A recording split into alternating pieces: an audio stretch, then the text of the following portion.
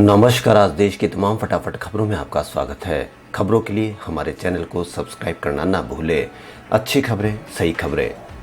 जम्मू कश्मीर के पुलवामा जिले में शुक्रवार को सुरक्षा बलों और आतंकियों के बीच मुठभेड़ चल रही है। पुलिस ने जानकारी दी है। एक पुलिस अधिकारी ने बताया कि पुलवामा जिले के राजपुरा इलाके के हंजीर गांव में सर्च ऑपरेशन चलाया गया है। यहां आतंकियों की मौजूदगी की सूचना के बाद इलाके की घेराबंदी की गई है। उन्होंने कहा कि आतंकियों के सुरक्षा बलों के जवानों पर फायरिंग के बाद सर्च ऑपरेशन एनकाउंटर में तब्दील हो गया। सुरक्षा बलों द्वारा जवाबी कार्रवाई की जा रही है। अधिकारी ने कहा कि मुठभेड़ में 3 से 4 आतंकियों के फंसे होने की आशंका है। उन्होंने बताया कि अब तक दोनों पक्षों में किसी के हताहत होने की खबर नहीं है।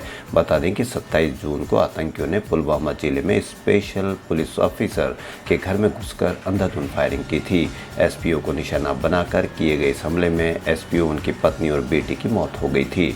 आतंकियों को पकड़ने के लिए पुलिस ने तलाशी अभियान चलाया था। जम्मू कश्मीर के राजनीतिक दलों ने आतंकियों के हमले की पुरजोर निंदा की थी।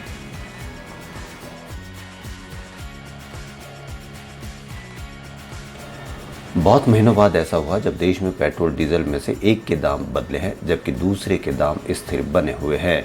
शुक्रवार यानी आज 2 जुलाई 2021 को ऑयल मार्केटिंग कंपनियों ने पेट्रोल के दामों में 35 पैसों की जबरदस्त बढ़ोतरी की है, लेकिन डीजल के दाम स्थिर रखे गए हैं। इसके पहले मंगलवार को डीजल के दामों में 28 पैसों की बढ़ोतरी हुई थी। आज की बढ़ोतरी के बाद अब चेन्नई में भी पेट्रोल 100 रुपये के पार चला गया है। वहीं आज पटना में पेट्रोल 101 रुपये, मुंबई में 105 रुपये के पार चला गया है। देश में कई राज्यों की राजधानियों में पेट्रोल 100 के पार चला गया है। दिल्ली और कोलकाता में भी ये 100 के पार जाने को ही है। बस 1-2 बढ़ोतरियां और फिर यहाँ भी पेट्रोल 100 के पार होगा।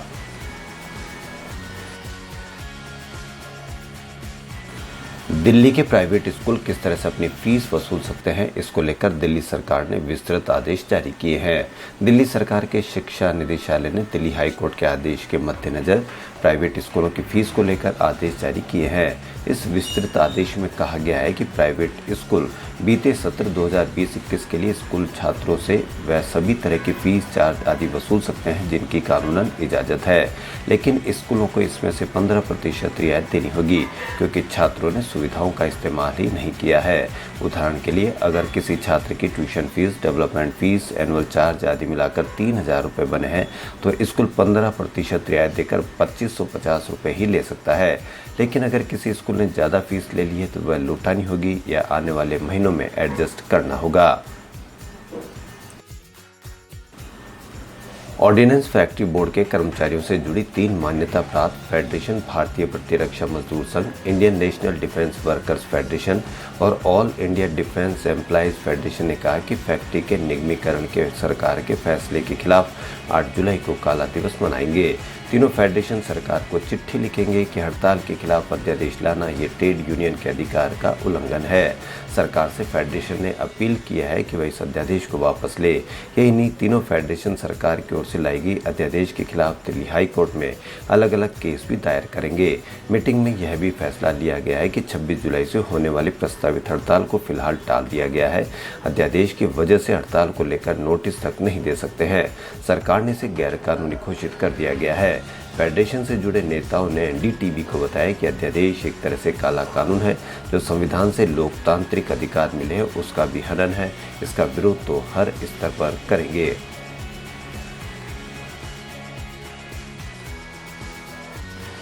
राज्यों के सामाजिक और शैक्षिक रूप से पिछड़ों के लिए आरक्षण के अधिकार पर केंद्र की पुनर्विचार याचिका को सुप्रीम कोर्ट ने खारिज कर दिया है। सुप्रीम कोर्ट ने 5 जजों की पीठ ने याचिका खारिज की है। सुप्रीम कोर्ट ने अपने 5 मई के फैसले पर दायर केंद्र की पुनर्विचार याचिका पर विचार किया। फैसले में राज्यों के सामाजिक और शैक्षिक रूप से पिछड़ों के लिए नौकरियों और शिक्षण संस्थाओं में प्रवेश के लिए आरक्षण घोषित करने के अधिकार को खत्म कर दिया गया है। मामले की सुनवाई जस्टिस अशोक भूषण की अध्यक्षता वाली 5 जजों की संविधान पीठ ने की। पीठ में justice L Nageswara Rao, justice S Abdul Nazeer, justice Hemant Gupta और जस्टिस एस रविंद्र भट्ट शामिल हैं। पीठ ने केंद्र सरकार की उस अर्जी पर भी विचार किया जिसमें खुली अदालत में सुनवाई की मांग की गई है।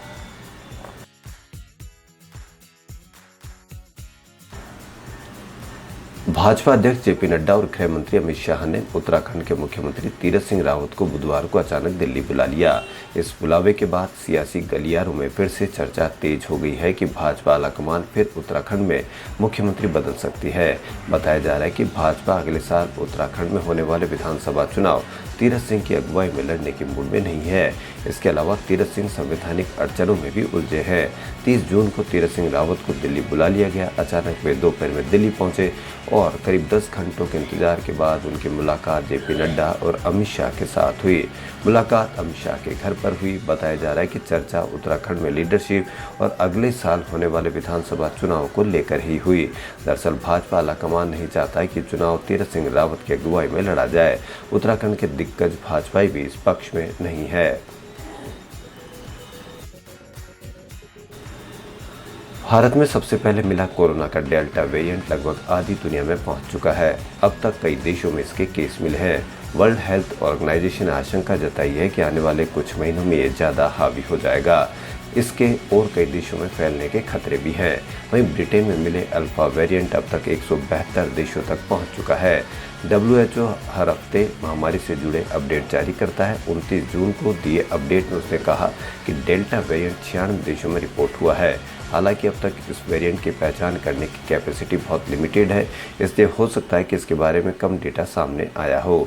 यह भी सच है कि कई देशों में इसी वेरिएंट की वजह से नए केस काफ़ी ज़्यादा बढ़ गए हैं।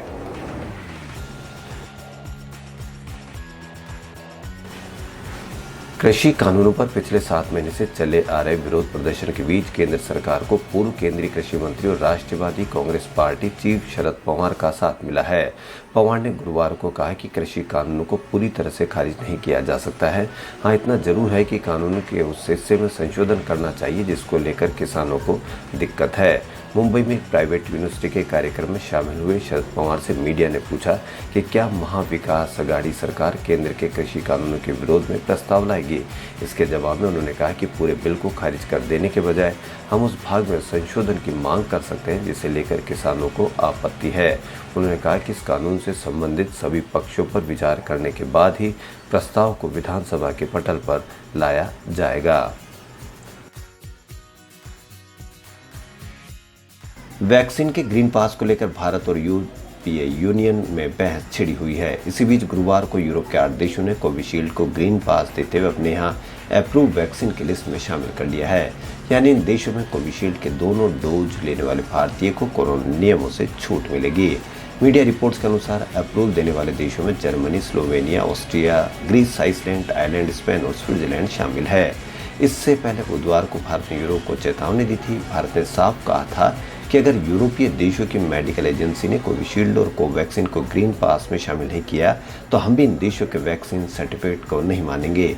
ऐसे में यूरोपीय देशों के नागरिकों को भी भारत में क्वारंटाइन किया जाएगा। खबरों में फिलहाल इतना ही। यदि आपको हमारा चैनल पसंद आए तो लाइक, सब्सक्राइब और शेयर अवश्य करें। धन्यवाद।